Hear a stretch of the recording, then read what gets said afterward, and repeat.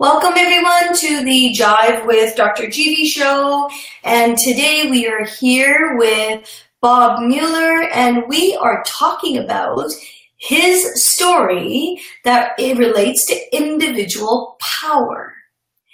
And I am absolutely honored to have him on the show. He's a busy man, he's an author, he's a motivational speaker, and all of that pizzazz that he brings with them. So welcome to the show, Bob. Thank you, Jivi. It's a pleasure to be here. So I'm so excited about our conversation today because I have to say that you absolutely captured my heart when I met you the first time through your story. So the question I want to start off with is, what is one of the greatest lessons that you've learned through your journey? Wow, the greatest lesson. Well, I'll go right back to martial arts and say, well, your greatest strength is also your greatest weakness, because my greatest lessons have always come in times where there was a challenge, and the bigger the challenge, the bigger the lesson, also the bigger the opportunity. And my story, my life story, is something that happened. Well, of course, we're all living our life and we're all having our story happen around us. But most of the time we don't notice what's going on. And my biggest lesson is that the idea of synchronicity is that what you're noticing is noticing you. What you're interested in is interested in you. In actual fact, it really goes outside of that, is that you have to start to think of yourself as being outside of yourself to start to notice what's noticing you. Like, it's always happening, but we don't pay attention. We're too busy. We're going in this direction, that direction. We're looking after children. We're creating a career. We're doing all these things. And the last person that we pay attention to is the individual that is us. And I don't know why we do it, but that's my mission, is to empower people to understand that you're here for a reason. Individuality needs to be celebrated. And if you didn't come here to be you, then who else did you come here to be? So maybe that's a big answer to that question, but that's where I start. Yeah, that's beautiful. Now, Bob, one of the things I recall about my visit with you is that I looked at your stunning paintings and the detail that you put into your paintings, and I've never seen something like that. And I asked you, I said, Bob, how do you even begin something like this? And you said, I begin with just putting a blob on the paper. And I still remember that. So walk me through a little bit of that process of starting with that blob on a piece of paper, because I think that is where the inception point of that individuality lies. Well, yeah, the blob on the paper, as an artist, I'm only interested in people. Like my medium is people, and most importantly, sports or activities that involve action. So when I do a portrait of a person, it's usually through movement. So in other words, you can't do a static portrait of somebody, just sitting here as a sports person. In actual fact, if you think of when you're looking to capture the personality of someone or on paper, you need to know something about them. You need to understand something about them. Like if you were a great photographer, you'd want to know what sort of got that person going to catch them in a moment that was real. Like there's a very famous Canadian photographer, I believe, named Karsh. And what he's known for is, this goes way back, photographing Winston Churchill, great orator and leader of England, right, during his day. And he got him angry and upset, so that he didn't, it's like he wanted this to just get this over with. And so in actual fact, if you think about my analogy of the blob, is he knew what the features of this person was. What he wanted to do was bring out the sort of indignant anger, the personality that this man had become known for as a leader, where he was not going to be dominated. So when I start with this canvas, this blank canvas, this blob, I don't know what the blob will be. I know the person it's going to be. I know the figure it's going to be, but I don't really know the colors or how the movement is going to come together. So I create basically something that I believe is realistic, and then the blob takes over as to, well, what form is it going to take? How is these two things going to come together? Because it has to create movement. It has to create energy. If it doesn't do that, I haven't done my job. So, and all these things happened by accident, I think, because I didn't have any formal training. They were trying to tell me, well, do it like this and you'll get this effect. I just had to mess around with the mediums and the paint, which is kind of like your life. You're messing around with the mediums and the things that come into your life to make it effective. And to me, action is effectiveness. Oh, how beautiful, beautiful. You said the word energy in there, and I'm fascinated by somebody that's sports oriented, talks about movement, talks about action. So walk me through what was looking at you that you needed to look at when you started to bridge the gap between sports and energy.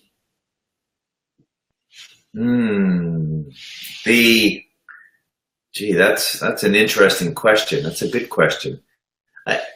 In the nature of energy, I don't know that there's a definitive answer. There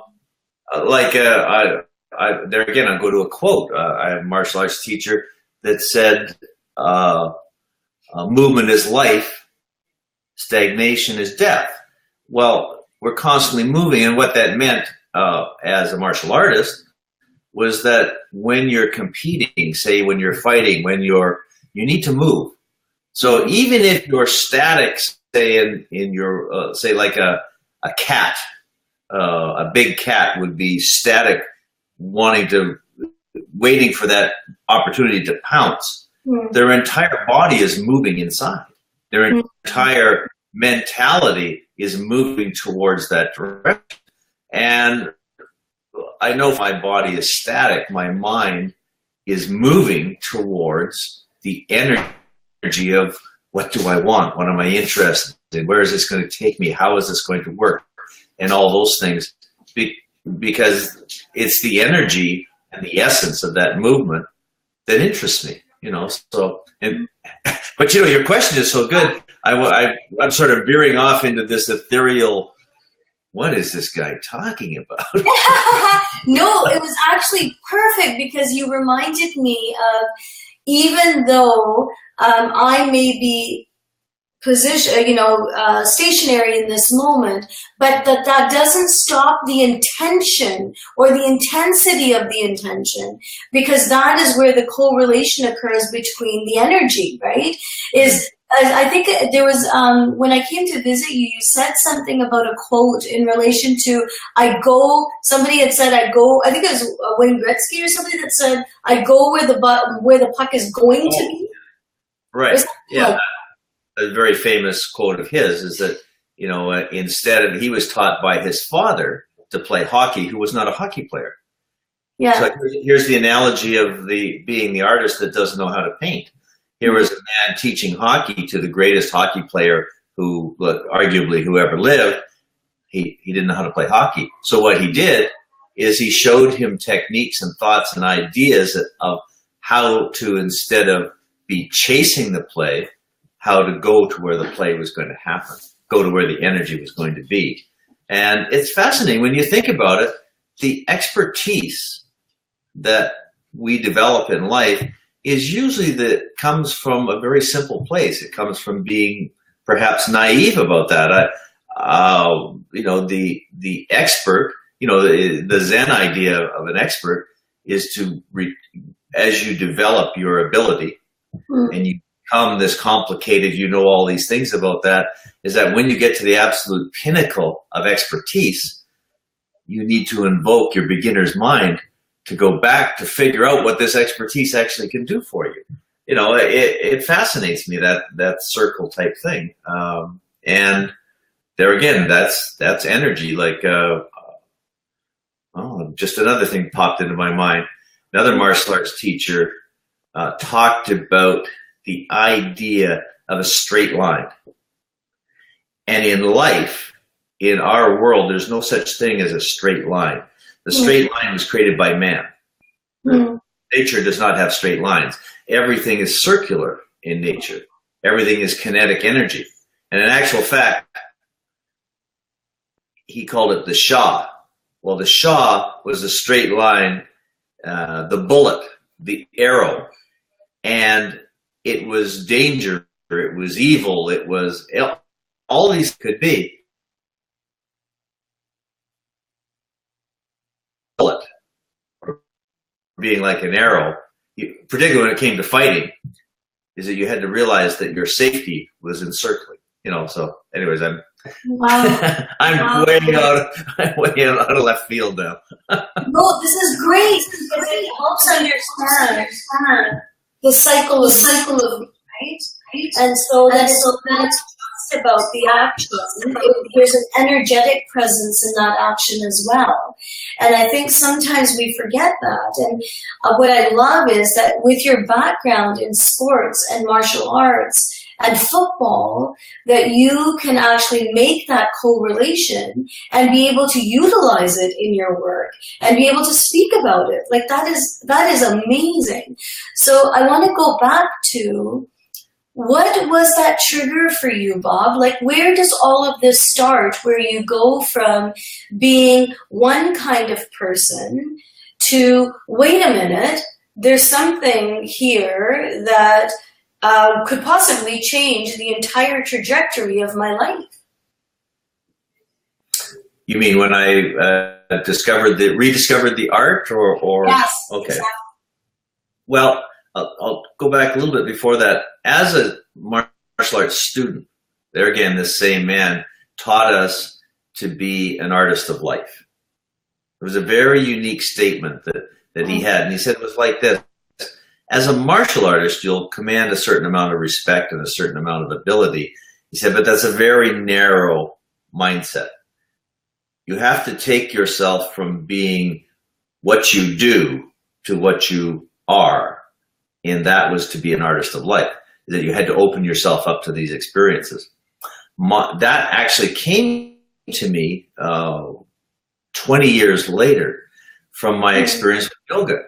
And you have to understand that I got involved in yoga for all the wrong reasons. Yeah. I didn't want to do it. And in actual fact, I found myself in a very awkward place where I was doing this yoga, this hot yoga, and not particularly wanting to do it for my own benefit. I was doing it because of a girl. And, you know, a lot of times I wind up doing things for the wrong reasons, but the right thing happens. And I found myself at a teacher training in Los Angeles that I found to be a very challenging, hard experience. And as you know, with yoga and any type of contemplation where we're contemplating really your being and getting inside yourself, is you tend to empty. And this all led me on a path to self-discovery, which happened just like us speaking right now on a computer. And I started asking myself questions. And that's where finding your butkus began. Do you want that eternal moment? Absolutely, please. Okay, so I returned from this teacher training that, like I say, had been the most difficult physical thing I'd ever done in my life. You know, and that's saying something because I boxed, I played football, I'd done martial arts for 30 years. So why would yoga, this gentle, mindful practice, be so hard? Well, my God, if you've done yoga, you realize it's one of the most challenging things you can possibly do physically, and then that mind-body experience. So I'd returned from this yoga training and I felt very empty. And one particular weekend, I was left alone by my lady friend, and men don't do very well by themselves. They're like, the comedian says that men are like bears with furniture. They should stay in the cave. So anyways, I'm alone, and I'd eaten all the pizza and Chinese food and anything else I could eat that weekend, and I was watching TV till I was bored with that. And this is 2002, and I thought, I've heard of this thing called surfing the web. I'd never done it before. I thought, well, I'm going to surf the web. And so I got on my computer like I am right now, and I typed this in, and I thought, well, what shall I surf? I don't know. I said, I heard of this thing called eBay. So I typed in eBay, and up came this screen that had a little box in it. And I saw the box, and the box said, what are you interested in? It didn't actually say that, but that's what I thought it said. Yeah. What do you want? And I immediately looked up, like you're looking for an answer. And I said those words out loud. I said, what am I interested in? What do I want? And I immediately thought, I'm interested in Dick Butkus, the football player who had been my hero as a child. Now, keep in mind, this is 35 years later after I'd ever said those words again. And this is what came into my mind. It's like I'd rubbed the teapot of the genie, and I had a wish. And the only thing I could think of to ask for was this. Yeah. I thought, wow, are you ever an idiot? That's all you got? You could have asked for $1 million. You could have asked for this. And I asked for this. That was my vision. Anyways, I typed that in, and 800 items came up that I could purchase.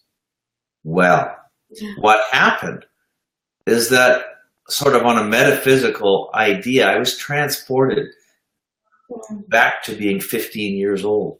I could smell the grass on the field. I felt the contact of the football with the pads and all this sort of stuff, and the joy that I'd felt as a 15-year-old, and how much I loved this hero of mine named Dick Butkus.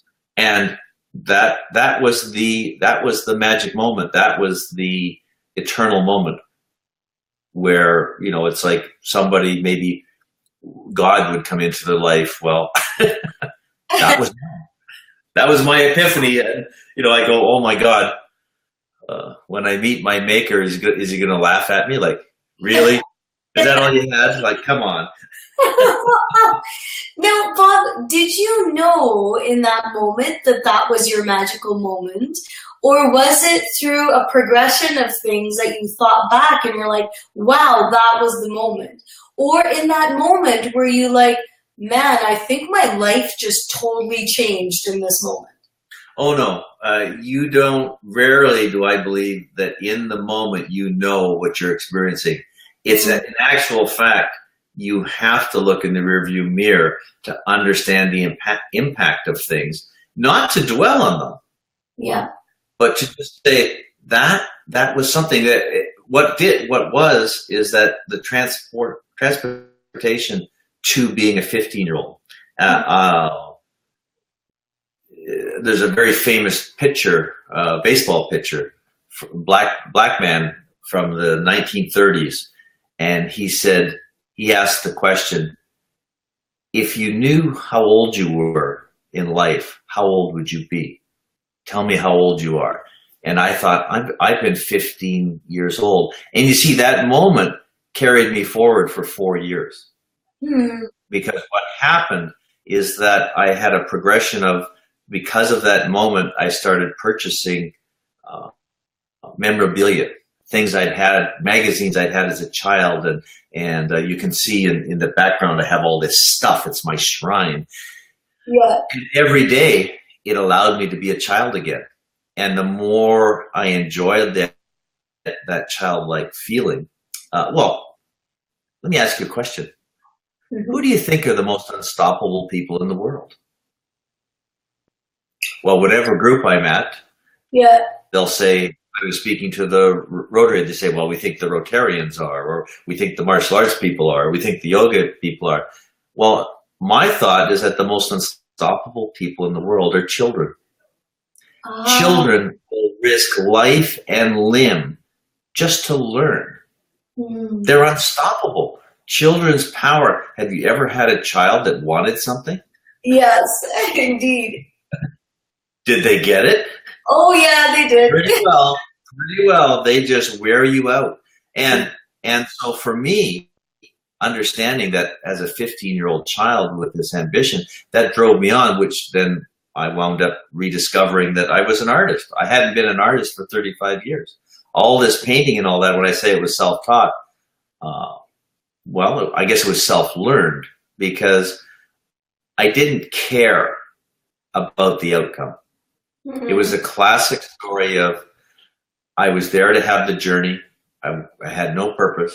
There was not an outcome. I wasn't trying to be a world-class artist. I wasn't trying to be anything. What I was trying to do was have another moment that was just as special as that last moment I'd had. And I was creating that on canvas. Beautiful. So, Bob, you have this magical moment that day. From that magical moment, you're now going through some time and you get to the point of writing your book, Finding Your Butkus. And you go through, maybe you're still going through writing it, or maybe you've completed the writing. What was your greatest moment as you wrote the book? The greatest, well, all these things had to happen. The Emmy Award, all that stuff had to come about before it occurred to me that I had a story worth telling. Now, I had been a storyteller my entire life. I was a teacher. I was a martial arts teacher. I was a presenter. People applauded my stories all my life, but it never occurred to me that I actually had value. You see, value and self-worth, no matter how confident you are, to the idea of being an author, I would have to say intimidated me, because I thought author, to write a book, oh my goodness, is there anything more intellectual, you really got to know your stuff to write a book. Come on. I mean, look at all these great people that have written things. But I believe the greatest lesson that I learned from writing the book was that I understood stories that I had told dozens and dozens and dozens of times before, but actually having to write it out so someone else could read it and visualize it, I learned the purpose of those stories that I didn't know. I actually did not know my own story. I knew the action part of it, but every story that I wrote had a philosophy. I had no idea that this had been the base of my life. And so when I talk to people about stories and writing a book and all that, I say, without worrying about the outcome, do it. You'll learn more about yourself by writing that book than you could ever imagine. Yeah. So, that was the unexpected value of that book. Beautiful. And no different than, it's almost as though when I hear you speak about that, it reminds me of the blob on the painting. It's like, it's almost through your writing of the story, you go back to that original blob of your life. Where did this all start from, and what do those stories mean to me? That is I think that's keeping it real. Yes, exactly. I do think there is a time for contrived action. It's like, well, I have a business plan. I have this plan. I have that plan. And those things have value, and they have to, because, we do need plans. We do need goals. We need objectives. But at the essence of it, it has to be real. And the best results I've had in life came unexpectedly. I talk about the perfect moment, and it's really because you know what, the most popular thing out there these days is tell me what your why is. Yes. Why this and why that? And you know what? I appreciate it on one level. On another level, when people ask about why, I hear whining. Like, why didn't I get this? And why can't I this? And why can't, I hear a negative thing and I go, no, that's not what why is. Mm. But so I was asked this, tell us what your why is for a conversation just like we're having. And I went into this, don't ask me about why, because I go into this. So I'm more of a what and how sort of guy. But I went, okay, I'll tell you why. I spent, since I was 17 years old, learning martial arts. And I got my black belt when I was 21 years old. And the moment of having that belt tied on your waist by your teacher is like a wedding. It's like an incredible moment. Even if it's done badly, you feel it. And I've seen big, strong men cry at getting that belt put on them. In fact, I've never known anyone not to have a tear.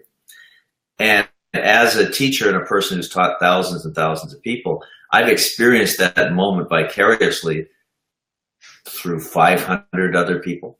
Mm. So I became an expert at this moment, and that's what started to fascinate me. And I discovered this power of the moment, power of the individual on stage completely by accident. But it was only because I had been chasing this or delivering it, I guess. It was my job to deliver this moment for other people and then to live it with them, tying this belt on.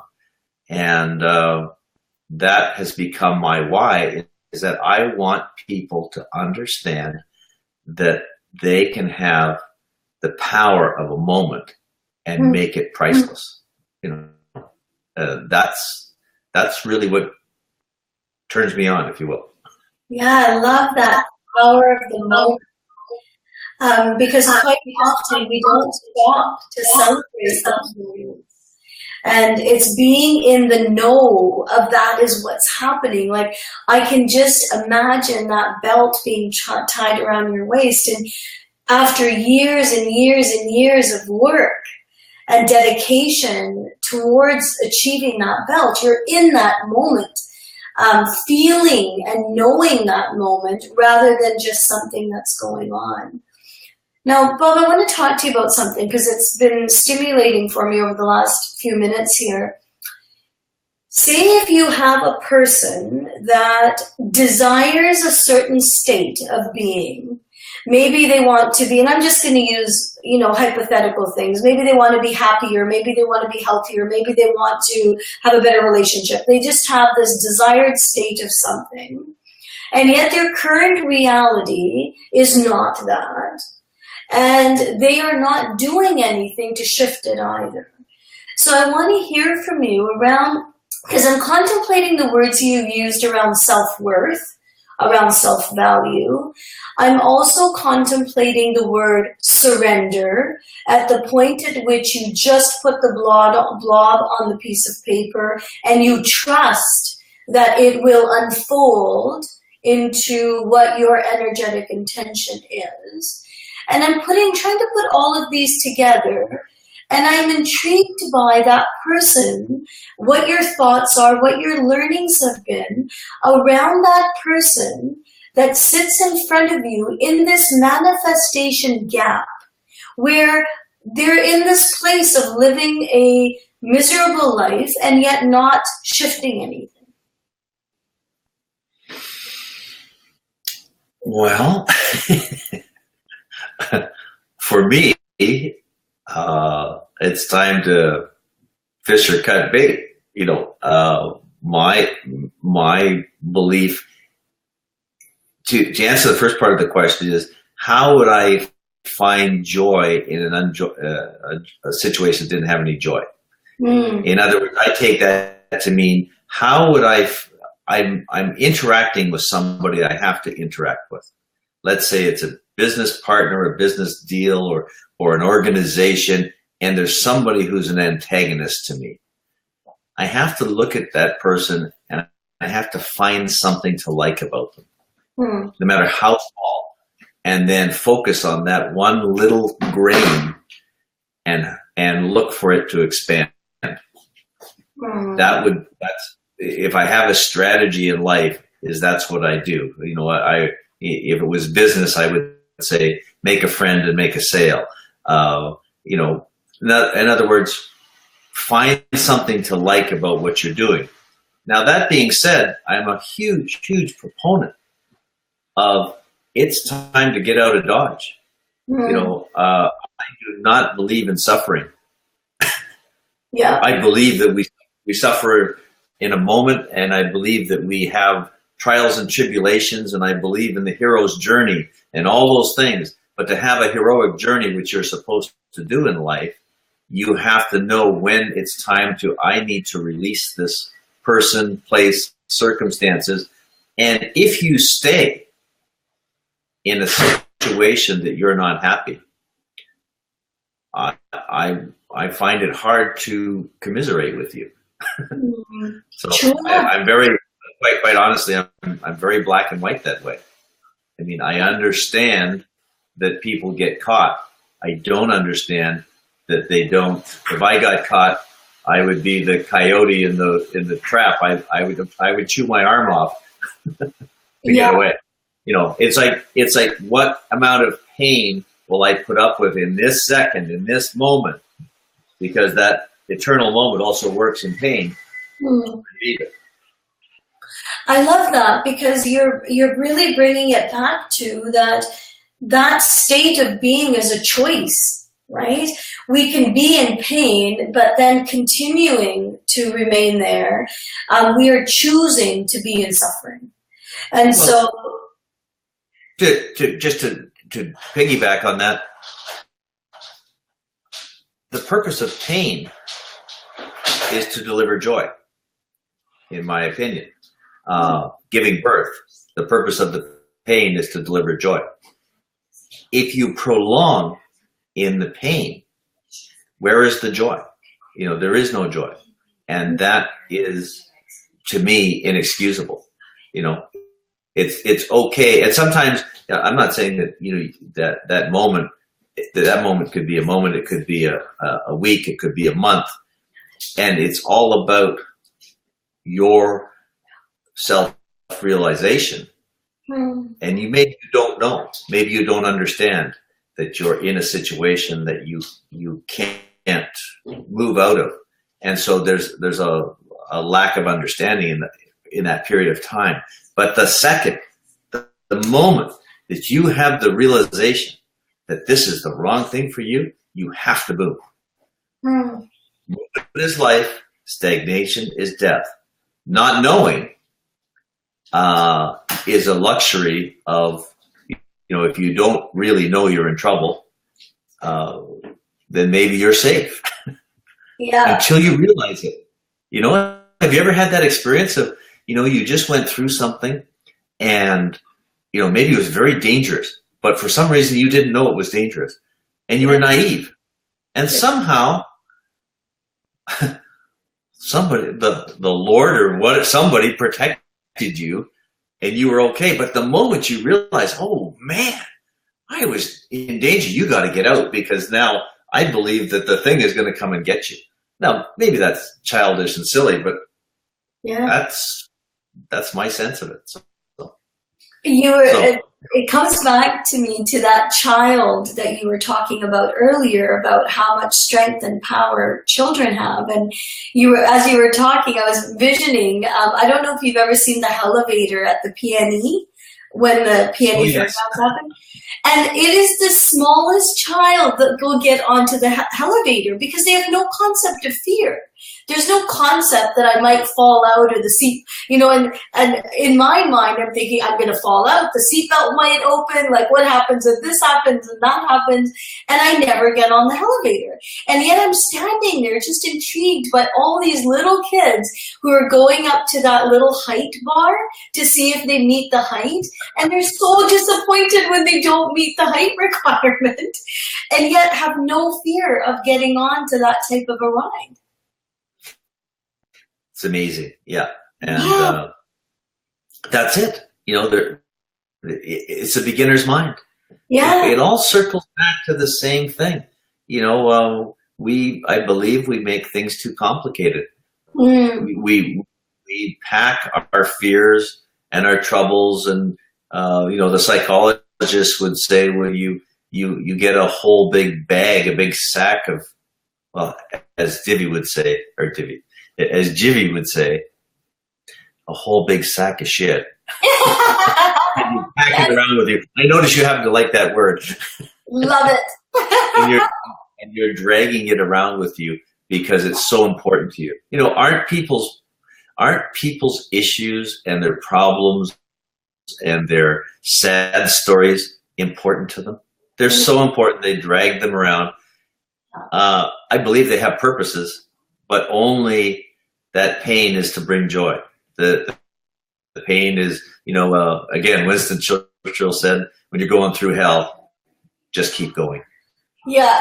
Don't hang out. Yeah, I've been playing with this new terminology around hell is the new heaven. Okay. I've been like, okay, if I'm in this place of muck, then how can you, as you said, how can you create joy in that place of muck? Because the muck is not going away. I mean, that's the reality, right? We're in this process of this journey in life where we're going to have so many things happen. And quite often, my grandfather, much like you, Bob, was a great storyteller. And in India, storytelling is huge, in which how lessons are passed down from generation to generation. And he would say to me that, Jivi, life is like, your body is like a vehicle that's traveling down a road. And as you travel, you're going to encounter rain and sunshine and the cemetery and the hospital. Like, all of these things go, but your vehicle needs to be powered by why you are always here, like what you came here to do from a birth perspective. And as long as your vehicle is fueled by that, whatever you encounter on that journey will have a neutral, graceful place. So whether you're encountering a life, a death, a birth, sunshine, rain, storm, whatever it is, there'll be a neutral, graceful maneuvering through that part of your life. And quite often I'm reminded of that as I'm going through something mucky in my life, where I'm trying to find, as you say, trying to find the joy, or waiting for that joy moment to come in. So, but I do want to come back. Sorry, go ahead, Bob. Were you going to say something? I was just confirming that. I one of my favorite places to go is Deepak Chopra, and he says you came to this world to experience the world through your eyes, and the first thing is about taking responsibility. And the first responsibility is to understand that your parents didn't choose you. Yeah. You chose them. You chose your parents. So if you have an obstacle in life, you've chosen that obstacle. And when you take responsibility for that obstacle, be it your mother, your father, your husband, your wife, your children, there's something you chose there, and you need to figure out and take responsibility for that. And that has empowered me through many an adventure, particularly when I was upset with myself for having made a bad choice. And it's like, and then the immediate thing is you want to blame somebody else. It's somebody else's fault. But of course, you point the finger and three fingers point back. You go, yeah. I got it. So, yep, sorry. Yeah, and it's so easy to blame other people because then it takes the accountability off of yourself, right? It's easy to say this happened because of all these reasons, and rather than actually sitting back, reflecting, processing, contemplating, all of that inner work that requires work. But it keeps you in hell. Yes. It keeps you in hell. Simply blaming other people keeps you in hell. Yeah. You can't go to heaven. When you own it, then you can move on. Yeah, there's a certain freedom, a certain liberation that occurs with owning whatever percentage you own, regardless of what percentage that is, right? Sure. So let's bring us back to finding your butkus. So I'm now understanding better that your finding your butkus was that moment where you were entering that information into the computer. Now, tell me more about finding your butkus for other people. What is it? How does it occur? Give me some context to finding your butkus. Okay, there again, you came to this world to experience something. You have an inner strength. You have your inner potential. So number one is, my question is very, very simple, is what are you interested in? What do you want? When you ask yourself that question, like I did in front of the computer, and you listen for an answer, you don't tell yourself the answer, you listen for the answer, you'll be surprised at what may come into your mind. And my own story was that I acted on it. I took a simple step, which was simply going, this is fun, I'm just going to do this one more day or one more event. So in finding your butkus, how do you find out where your true strength is? First off, you ask a question. You might ask another question that I ask of my audiences, is that what would you do if you knew that you could not fail? Where would you go? Who would you meet? What would you do? If failure was not an option, how high would you go? Well, many of us go, oh, well, I would go to the moon, I would do this, I would do that. I think a lot of times people, it's like, I want to win the lottery in life. They're told to think so big that they forget that it's the micro things that are important to you that are really important. And you really have to listen. The listening, and it doesn't come easy. It took me till I was 47 years old of all this doing and all this action and everything else to actually pay attention to what I was interested in. And the epiphany was so great that it powered me. That was 13, 14 years ago. I'm just as excited about that today as I was back then. And I'm making it into, I want this to be a global phenomenon. I want people to understand the synchronicity of their lives, to look for that thing. And it's like, if I use the art analogy, what makes art powerful is when you mix media and you take mediums and you create texture. And there's lumps and there's bumps and there's this and there's that makes that medium work. Within that texture is where you find what you're interested in. It's not the broad strokes. We think it's the $1 million. We think it's the adulation. We think it's the fame. And any person that's developed particularly a high level of fame or wealth or this, they'll tell you the same thing. That's not it. It's the satisfaction of, I did something well. What's it all about, Elfie? What does it mean? So I believe for average people like ourselves, when you truly ask, what do I want? What am I interested in? You allow yourself to say, it's okay that it's silly. It's okay that it's I'm not Mother Teresa. I'm not Gandhi. I'm not that person that's going to make that kind of impact. But if I could impress myself, maybe I can impress a few other people. That's how I see it. So. But do you feel that every single person has that opportunity to find their butkus? Yes. However, I believe in the 80-20 rule, that 80% of the people won't bother. They're too lazy. I don't like to be harsh, but let me tell you a story. I like stories. Yeah. I have my martial arts school, and we had a particular level, and at a certain level when students accomplished that, I thought that was a big thing, and I wanted to encourage them. And I had recently read a book called Think and Grow Rich by Napoleon Hill, of course, the classic. I was so impressed with that. I thought, oh, it was like I had discovered it all by myself. Of course, it'd been around for 70 years, right? And I thought, I'm going to give this book to every one of my students who reaches this particular level. So I did that. And so I gave out hundreds of books. For the little bit it cost me, I thought if they got something out of this. Anyways, so long story short, a couple of years go by, I met a friend of mine who I'd grown up with, and he'd actually been my best friend. And I hadn't seen him for a few years. I was really excited. We were having a great conversation. And I said, oh, I got to tell you, just happen to have an extra copy. In fact, it's my copy. Please take this book. This will change your life. This will be this, that. Like I say, we're like early 30s.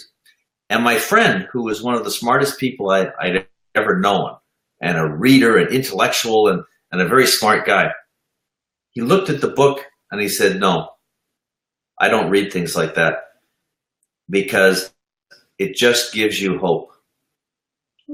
And I was stunned that this person who I thought was a thinker, someone who much broader minded than myself, would limit themselves, and they was honest. I only ever spoke to that person one more time in my life because I realized at that point that there's nothing I could do or say that would make a difference to him, and he was going to be part of that 80%, and I couldn't deal with it. So yes, this idea of the eternal moment, the magic moment, the vibration that comes to you, I believe we all have it. We all have deja vu. We all have experiences of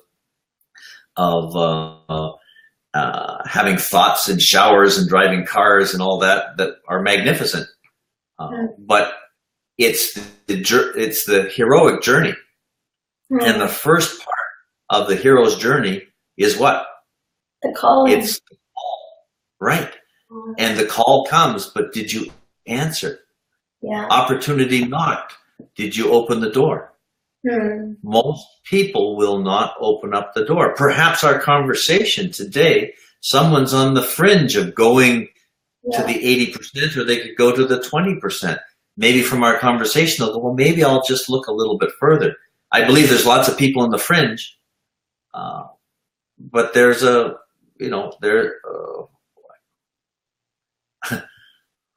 I can only say it like this. There's a lot of people that are cannon fodder in life. Yeah. So it's sad. Yeah.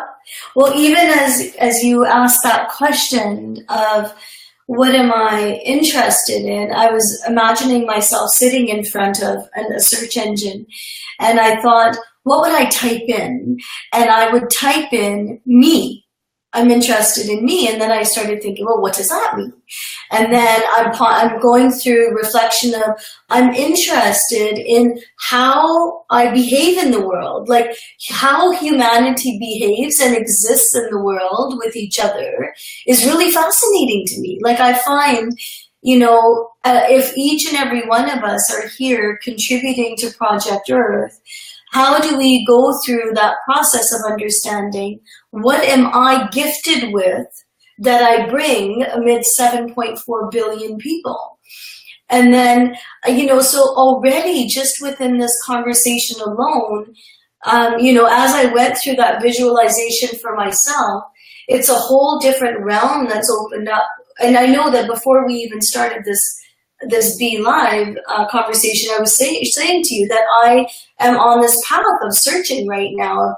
You know, is my current reality going to be my current reality going forward? And I don't know.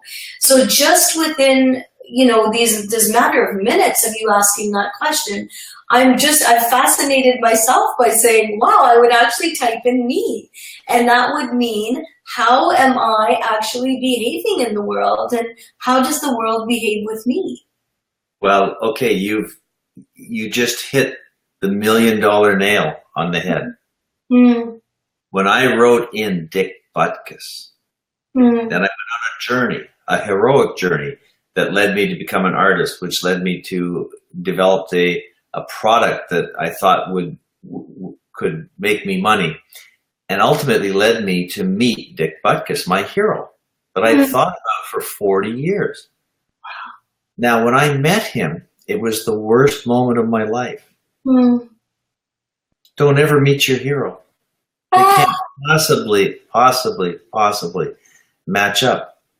Now, what happened from that was I then had another moment where I had to decide whether I would retain the memory of the hero, or would I live in the actuality of what had happened. I thought about this. I contemplated this. In fact, I wrote a whole chapter in my book, is the epiphany of turning that corner and dealing with what I call is the reverse, the negative.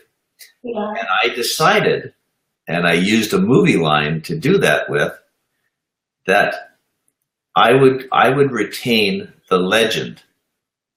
I would understand the reality, but I would retain the legend because that legend had meant so much to me in my life. You see, I wanted to meet an iconic figure. What I met was a man. What I learned from that, the ultimate lesson, and you hit the nail on the head. When I met Dick Butkus and I found out that my journey to meet Butkus was not a journey to meet Butkus. I'd already met him in my imagination, and it had been fantastic. My journey was to meet myself. And when I typed in Butkus, what I really meant was I was typing in me. I discovered myself through that journey. And that was the synchronicity. And I can tell you a story we probably don't have time for, of the synchronicity of the very first time I saw the image that inspired me as a 15-year-old, and how that came full circle to the person who presented the Emmy Award to me. Wow, I'd love to hear it.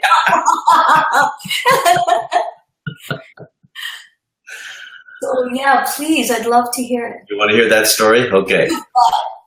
So in 1969, my football team, the Chicago Bears, of which Butkus was the main player on that team, they were the worst team in football.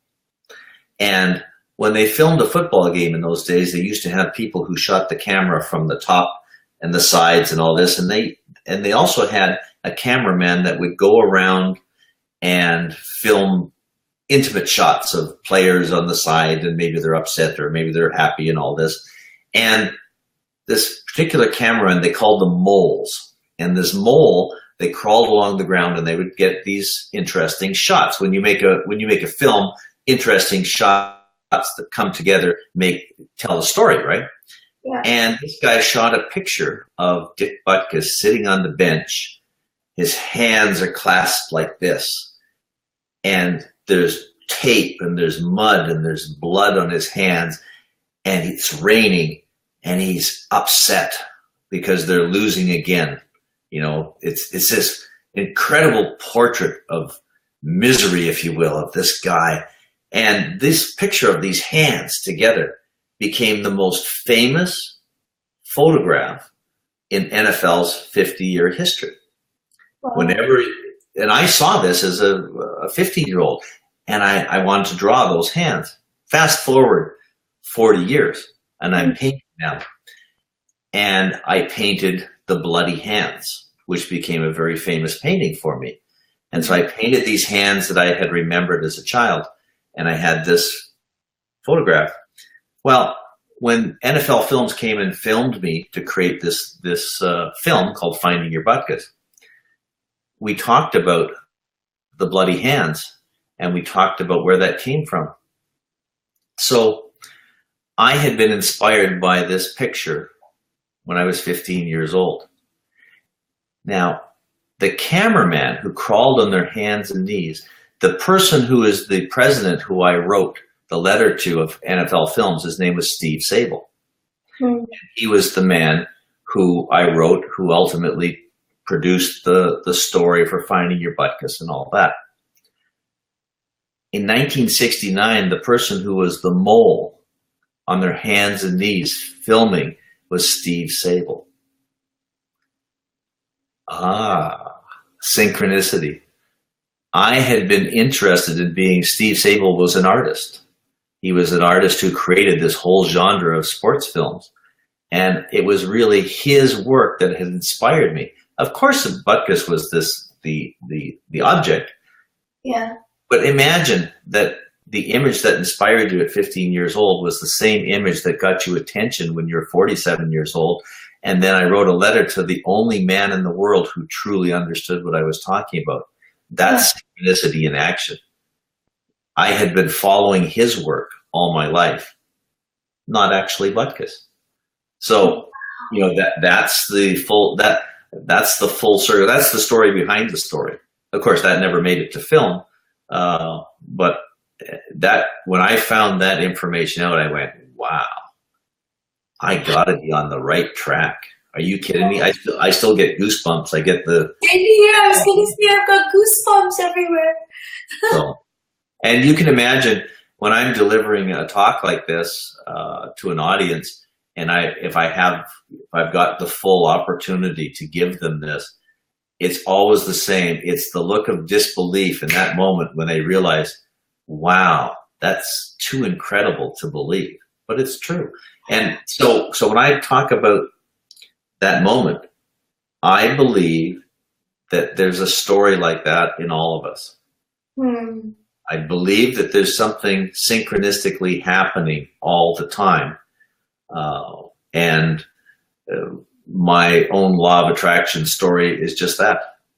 But it wouldn't have happened if I hadn't paid attention on that computer that day. None of this would have happened. Wow. Nothing is coincidence, is it? No accidents. So, Bob, I'm sitting here with such a full heart right now. So I just want to say that because this has been such an inspiring story for me, and no doubt our audience, but I'm just sitting here in awe. I'm sitting here in this, oh my gosh moment. It's this moment of, wow. You know, it's all those powerful words that I'm sitting into the place of right now after hearing your story. And my usual question to everybody that comes on this show in the last few minutes is, if you knew the entire world was listening to you right now, they were all ears to what Bob has to say, what would you say? I'd say look for that moment. And if you don't think it's happening now, look back in your past for a place where it was painful and look at the joyful thing that happened from it. That's what will surprise you. Through the pain came the birth. Through the birth came the joy. And then the experience for you to remember. And I believe it's universal. So it's there. Just go get it. You can have it. Awesome. Thank you so much, Bob, for being on the show today. Thank you. Time out of your day. Time is a hot commodity. So I am really honored and feel really blessed when people come onto the show to share their story. Thank you for being real. Thank you for going into some of the depth of the questions that I was asking. And thank you for being you, because that's what's really important. Well, thank you. I really appreciate it. I was looking forward to this, and you really lived up to your billing. Thank you. Oh, thank you. Thanks, Bob. All right, guys, thank you so much for joining us today. Bob's information will be underneath this video, so please connect with him, especially if you're in search of what your magical moment is. If you're looking for a keynote speaker, get his book, so you'll be able to understand more of his background. And otherwise, stay happy, stay healthy, and enjoy your weekend. All right, bye everyone. Thanks.